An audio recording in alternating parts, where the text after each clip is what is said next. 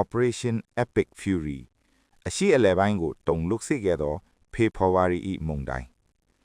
2026ခုနှစ်ဖေဖော်ဝါရီလ၏အေးဆက်သောမနက်ခင်းတစ်ခုကမ္ဘာမီဒီယာတွေမှာအမေရိကန်နဲ့အီရန်တို့ရဲ့နျူကလ িয়ার ဆိုင်ရာတန်တမန်ရေးဆွေးနွေးမှုသတင်းတွေကနေရာယူထားပါတယ်လူအများစုကစစ်မီငင်းတော့မလားလို့မျှော်လင့်နေကြတဲ့အချိန်မှာပဲဝါရှင်တန် DC ရဲ့ Oval Office ထဲမှာတော့တမိုင်းဝင်မဲ့ဆုံးဖြတ်ချက်တစ်ခုကိုလျှို့ဝှက်ချမှတ်နေခဲ့ပါတယ်။ အစ္စရေးလ်ဝန်ကြီးချုပ်ဘင်ဂျမင်နေတန်ယာဟူဟာသမ္မတထရမ့်နဲ့တွေ့ဆုံမှုအိမ်ဖြူတော်ကိုရောက်ရှိလာပါတယ်။ဒီတွေ့ဆုံမှုကတာမန်တန်တမန်ရေးခရီးစဉ်တစ်ခုမဟုတ်ပါဘူး။နေတန်ယာဟူရဲ့ရည်ရွယ်ချက်ကရှင်းပါတယ်။အီရန်နဲ့ဆွေးနွေးနေတဲ့တန်တမန်ရေးလမ်းကြောင်းကိုရပ်တန့်ပြီးစစ်ရေးကြအပြတ်ရှင်းဖို့ထရမ့်ကိုတိုက်တွန်းမှုပါတယ်။၃နိုင်နီးပါးကြာမြင့်ခဲ့တဲ့အဲ့ဒီအစည်းအဝေးဟာနောင်တစ်ပတ်အကြာမှာထစ်ပေါ်လာမဲ့ Operation Epic Fury ရဲ့အုတ်မြစ်ထစ်လာခဲ့ပါတယ်။သမ္မတထရမ့်ဟာလူမြင်ကွင်းမှာတော့တန်တမန်ရေးကိုအခွင့်အရေးပေးမယ်လို့ပြောဆိုနေပေမဲ့နောက်ွယ်မှာတော့ပင်တဂွန်စစ်တီချော့ကိုအသင့်ပြင်ထားဖို့အမိန့်ပေးထားပြီးသားပါ။ဂျနီဗာမှာဆွေးနွေးပွဲတွေလုပ်နေတာဟာတကယ်တော့အီရန်ကိုအာရုံလွှဲဖို့နဲ့အမေရိကန်စစ်တပ်ကလေရင်တင်သင်္ဘောတွေဘုံကျဲလေရင်တွေကိုနေရာချထားဖို့အချိန်ဆွဲပေးတဲ့လှည့်ကွက်တစ်ခုတာဖြစ်ခဲ့ပါတယ်။အင်ဖြူတော်အတွင်းမှာလည်းသဘောထားကွဲလွဲမှုတွေရှိခဲ့ပါတယ်။စစ်ဘက်ခေါင်းဆောင်တွေကအမေရိကန်စစ်သားတွေရဲ့အသက်အန္တရာယ်အတွက်စိုးရိမ်ခဲ့ကြပေမဲ့ဒုသမ္မတ JD Vance ကတော့တိုက်မယ်ဆိုရင်ပြက်ပြက်သားသားနဲ့မြဲမြဲဆန်းဆန်းတိုက်ရမယ်ဆိုတဲ့ယက်တီချက်ကိုခိုင်ခိုင်မာမာစွတ်ကင်ထားပါတယ်။ဒီလိုနဲ့ CIA ကနေအီရန်အမြင့်ဆုံးခေါင်းဆောင်ခါမေနီရဲ့တီနီယာကိုအတိအကျရရှိလိုက်တဲ့အခါမှာတော့စစ်စင်ရေးကိုစတင်ဖို့ခလုတ်နှိပ်လိုက်ပါတော့တယ်။ဖေဖော်ဝါရီ17ရက်အီရန်ခေါင်းဆောင်ပိုင်းတွေက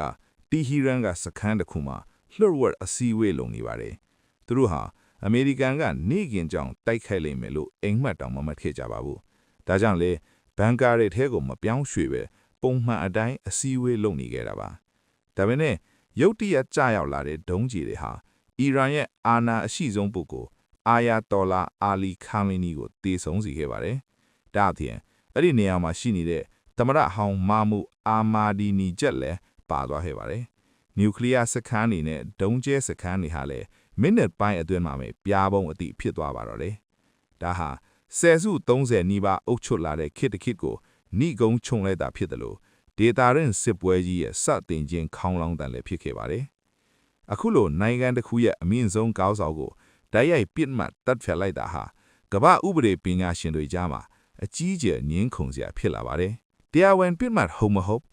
ခါမေနီဟာဘာသာရေးကောင်းဆောင်အယက်တာတစ်ဖြစ်ပေမဲ့စစ်တပ်ကိုအမိန့်ပေးနေသူဖြစ်တဲ့အတွက်သူ့ကိုတိုက်ခိုက်တာဟာဥပဒေနဲ့ညီမညီဆိုတာကိုမေးခွန်းထုတ်စရာပါ။အာမာဒီနီဂျက်ရဲ့တေးဆောင်မှုအာမာဒီနီဂျက်ဟာစီရေးနဲ့မဆိုင်တဲ့အယက်တာတတ်ဖြစ်နေတဲ့အတွက်သူ့ကိုတတ်ဖြတ်မှုဟာဥပဒေကြောင်းအရာဘယ်လို့မှအကြောင်းကျဲပေးလို့မရဘူးလို့ပညာရှင်တွေကထောက်ပြကြပါတယ်။ UN စီးမြန်းတွေကုသလမနရဲ့ခွင့်ပြုဖြင့်မရှိပဲတခြားနိုင်ငံရဲ့နယ်မြေတွေကိုဝင်ရောက်တိုက်ခိုက်တာဟာကျူးကျော်မှုမြောက်တယ်လို့ဝေဖန်ခံနေပါတယ်။ ထရန့်အစိုးရကတော့ဒါဟာချက်ချင်းလက်ငညစ်ချီးမြှောက်မှုကြောင့်ကိုကာကွယ်တာပါလို့ဆိုပေမဲ့ဝေဖန်သူတွေကတော့ဒါဟာအမေရိကန်ပြည်တွင်းဥပဒေအရစစ်အာဏာကိုအလွဲသုံးစားမှုဖြစ်တယ်လို့1980ပြူနေကြကထုတ်ထားတဲ့နိုင်ငံခြားခေါင်းဆောင်တွေကိုလုတ်ကြံတက်ဖြတ်မှုမရှိဘူးဆိုတဲ့အမိန့်ကိုချိုးဖောက်နေတာလို့ဆိုကြပါတယ်။ Operation Epic Fury ဟာနေတန်ယာဟူအတွက်တော့မဟာဗျူဟာမြောက်အောင်မြင်မှုပါ။အမေရိကန်ကိုအစ္စရေးလ်စစ်စင်ရေးတွေထဲမှာအလုံးစုံဆွဲသွင်းနိုင်ခဲ့ပါတယ်။ဒါပေမဲ့ဒီအောင်မြင်မှုရဲ့တန်ဖိုးကတော့အလွန်ကြီးမားပါတယ်။အမေရိကန်နဲ့အီရန်သားပေါင်းများစွာရဲ့အသက်တွေကိုယင်းလိုက်ရသလိုအရှေ့အလယ်ပိုင်းဒေသဟာလည်းအရင်တက်ပိုပြီးမတည်ငြိမ်တဲ့အခြေအနေကိုဆက်ရောက်သွားခဲ့ပါတယ်။ဒီစစ်ပွဲဟာနိုင်ငံတကာဆက်ဆံရေးမှာအင်အားကြီးသူကအနိုင်ယူစတန်းဆိုတဲ့လမ်းဟောင်းကိုပြန်သွားတာလားဒါမှမဟုတ်အကြမ်းဖက်မှုတွေကိုအဆုံးသတ်ဖို့အတွက်မဖြစ်မနေလောက်ရမယ့်ခြေလန်းတာလားဆိုတာကတော့တမိုင်းကပဲဆုံးဖြတ်သွားမှာဖြစ်ပါတယ်။အသေးကြဆုံးကတော့2026ခုနှစ်ဖေဖော်ဝါရီလဟာကမ္ဘာရာဇင်မှာဘယ်တော့မှမေ့ပြောက်လို့မရမယ့်လတစ်ခုဖြစ်နေပါလိမ့်မယ်။အီရန်အမြင့်ဆုံးခေါင်းဆောင်အာယာတော်လာခါမေနီတပ်ဖြတ်မှုကနေစတင်ခဲ့တဲ့ Operation Epic Fury စစ်စင်ကြီးဟာအခုဆိုရင်ဒေတာရင်စစ်ပွဲကြီးအဖြစ်အရှိန်ဟုန်နဲ့ကူးစက်နေပါသည်။ ဒီကနေ့ရဲ့နောက်ဆုံးရသတင်းတွေအရဣသရေလစစ်တပ်ကလေဗနွန်တောင်ပိုင်းကကျွေးရပေါင်း90ကျော်ကိုအရေးပေါ်ရွေ့ရွှာဖျားပြဖို့ထပ်မံအမိန့်ထုတ်ပြန်လိုက်ပါတယ်။ Hezbollah အဖွဲ့ရဲ့ drone တိုက်ခိုက်မှုတွေကိုတုံ့ပြန်တဲ့အနေနဲ့ဣသရေလလေတပ်က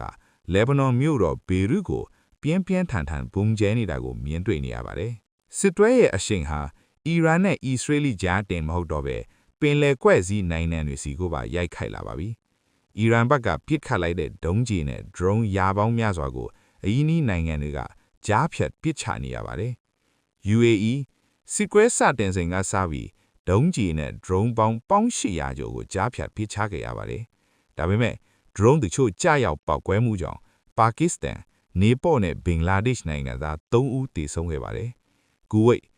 ဝိတ်တောင်ပိုင်းစိတ်ကံမှာယာယီစစ်စင်ရေးဘယ်ဟုန်တစ်ခုကိုအီရန် drone ထိမှန်မှုကြောင့်အမေရိကန်စစ်သည်အထိအနေများစွာရှိခဲ့ပါတယ်။ကာတာလေတပ်ကအီရန်ရဲ့ Su-24 ဘုံကျဲလေယာဉ်2စီးကိုပစ်ချနိုင်ခဲ့တယ်လို့သိရပါတယ်။ဝါရှင်တန် DC မှာတော့သမ္မတ Trump ရဲ့စီးရဲလှုပ်ဆောင်ရေးတွေအပေါ်မှာအကြီးအကျယ်ညှင်းခုန်နေကြပါတယ်။နိုင်ငံခြားရေးဝန်ကြီးမာကိုရူဘီယိုကအပြင်းထန်ဆုံးတိုက်ခိုက်မှုတွေလာတော့မယ်လို့သတိပေးထားတယ်လို့ Trump ကိုယ်တိုင်ကလည်းလိုင်းလုံးကြီးတွေလာတော့မယ်လို့အရေးမြတ်ပြောကြားထားပါတယ်။ဒါပေမဲ့ဒီမိုကရေစီခေါင်းဆောင်တွေကတော့သမ္မတရဲ့စစ်အာဏာကိုကန့်တတ်ထူလွှတ်တော်မှာစ조사နေကြပါတယ်။အထက်လွှတ်တော်အမတ် Mark Warner ကတော့အစိုးရရဲ့နောက်ဆုံးပန်းနိုင်ဟာအစိုးရပြောင်းလဲခြင်းလားဒါမှမဟုတ်နျူကလ িয়ার စနစ်ထက်စီးခြင်းလားဆိုတာကိုမရေရာလို့ဝေဖန်နေပါတယ်။လက်ရှိစီတန်းတဲ့အရာအမေရိကန်ပြည်သူ60%လောက်ကဒီစစ်ပွဲကိုသဘောမတူကြပါဘူး။စစ်ပွဲရဲ့အနိဋ္ဌယုံတွေမှာတီဟီရန်ရှိ UNESCO ကမ္ဘာအမွေနှစ်စီးရင်တွင်ဂိုလက်စတန်နန်းတော်ထိခိုက်ပျက်စီးသွားတာလည်းပါဝင်ပါတယ်။ဒါအပြင်ဗန်ဒေါ်အာဂတာနီးပညာကုမ္ပဏီရဲ့ဂိုဇလူတပ်ပုံတွေအရအီရန်ရဲ့နာတန့်စ်နျူကလ িয়ার စက်ရုံမှာအဆောက်အဦအချို့ပျက်စီးနေတာကိုအထင်ရှားတွေ့ရပါတယ်။အမေရိကန်ဘက်ကတော့ပထမအဆင့်တိုက်ခိုက်မှုတွေဟာအီရန်ရဲ့ကာကွယ်ရေးစနစ်ကိုအားနည်းသွားပြီးတော့နောက်ထပ်24နာရီအတွင်းဒုံးကျည်ထုတ်လုပ်မှုစက်ရုံတွေနဲ့ရေတပ်အေးချမ်းတွေကိုအဓိကထားပြီးဖျက်ဆီးသွားမှာလို့ဆိုပါတယ်။အခုအချိန်မှာအရှေ့အလယ်ပိုင်းတလွဲမှာရှိနေတဲ့အမေရိကန်နိုင်ငံသားတွေကိုအခုချက်ချင်းထွက်ခွာကြဖို့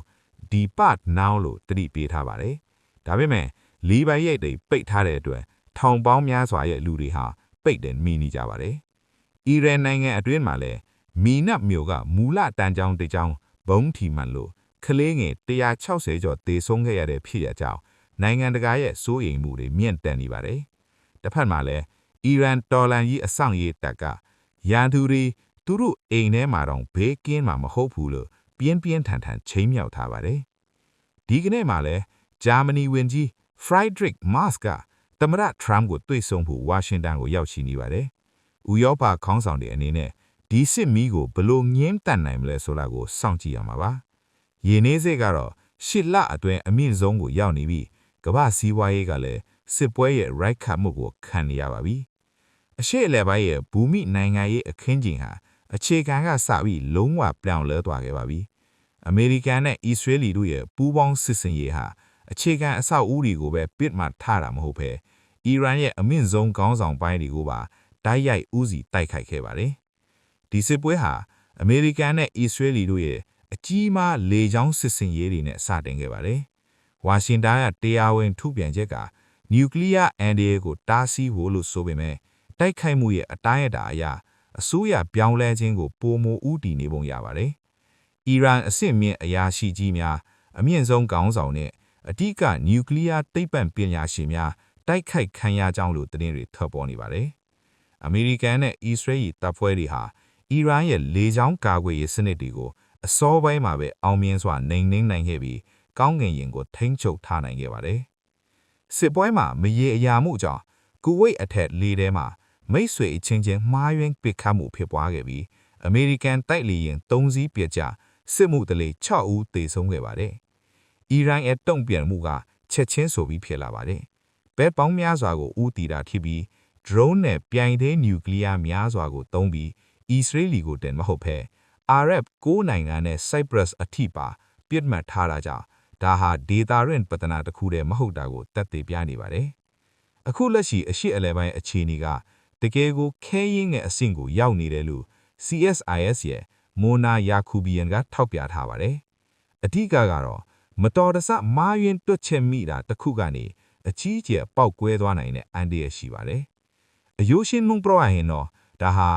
Israeli နဲ့ Hamas တင်မဟုတ်တော့ပဲဘေးက proxy force တွေပါလာတဲ့ပြဿနာပါ